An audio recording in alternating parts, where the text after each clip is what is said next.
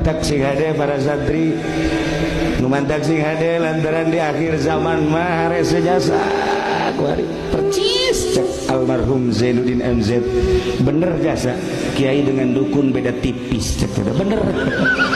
emang bener iya dari mata kurang bisa sama ya milih kiai iya kurang datang ke Allah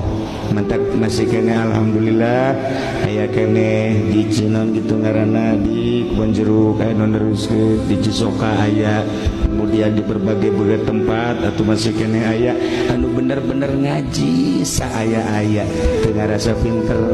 tengah rasa hebat tengah rasa gagah bisa nasaki